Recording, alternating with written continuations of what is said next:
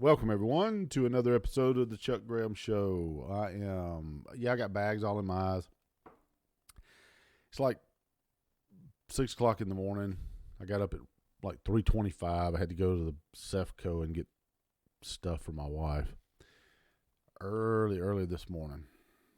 So, this last year has been terrible, hasn't it? I mean, it's been really terrible. I mean, people's businesses have suffered. Mine has suffered greatly. I've had to restructure it and all sorts of different stuff. But hey, you didn't come here to listen to my fucking whining ass. So anyway, the point being is this. I don't drink anymore.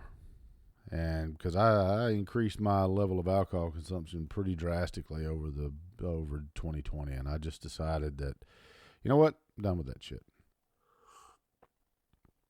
So my eyes are baggy as shit because, well, I slept really hard last night.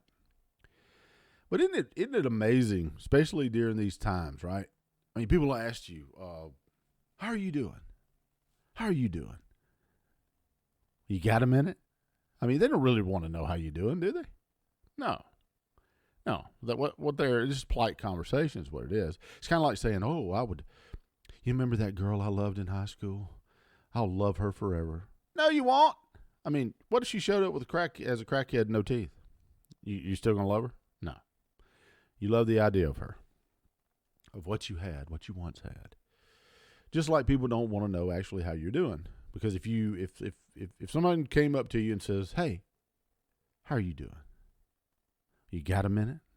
And you set them down, and you go, "Well, I got a bad case of the hemorrhoids, and went out with an old chick the other day, and she gave me the claps. Got a leaking noodle. Doctor says I'm going to be fine, just an inconvenience." How long do you think they're going to stand around for that fucking conversation? Huh? They don't really want to know how you're doing. They just are having polite conversation. So, folks, quit asking people how they're doing because you really don't want to fucking know, right? I mean, let's be a realist. My wife thinks everybody tells the truth. I think everybody lies. And I can guarantee you I'm closer to the mark than she is. And the bottom line is this.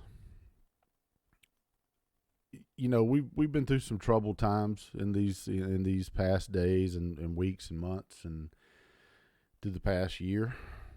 And every business is essential, folks. Not one business is not essential to the person that put the blood, sweat, and tears into their company.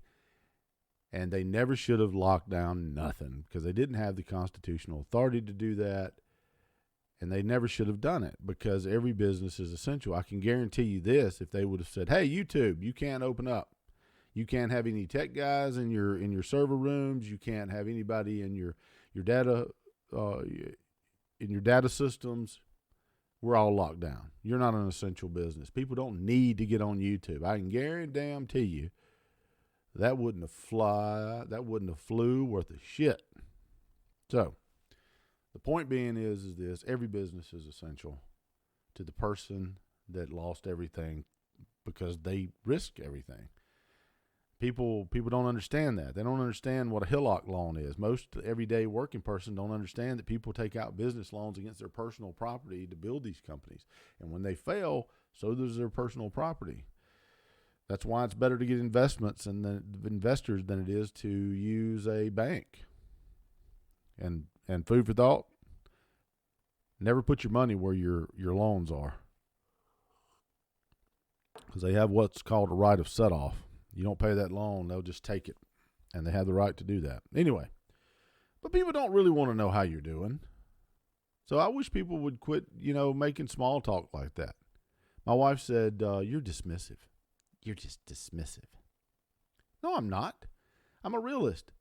These people, I mean, if I see somebody that introduces themselves to me and I don't want to talk to them, I'm not going to sit there and have a polite conversation with them.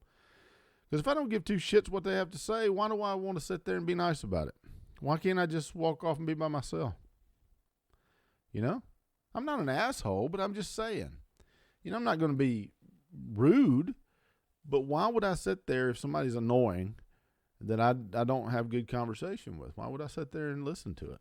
Oh, well, I wouldn't. Not if I'm any kind of person and I'm being honest. I think that just translates. My wife was telling me, you're just being dismissive. No, she was just telling me I'm being an asshole is what she was doing. She just didn't say the word asshole. And like the look this morning she gave me when I was making French toast. You know, she looked at me and she rolled her eyes, and I thought to myself, why don't you just say fuck you? I mean, that would be better. I mean, you don't have to do it with your eyes, just say it. At least I know where I'm at, you know. Anyway, I love my wife. She's great. But sometimes she can be moody.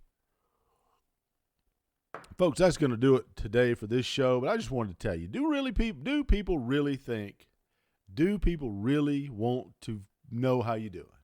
Well, of course not. Of course they don't. They don't give a shit. In most circles, they don't care. If you want a friend, a loyal friend, or you want someone to have your back, accept Christ as your Savior and get a dog. Because other than that, well, it's a crapshoot.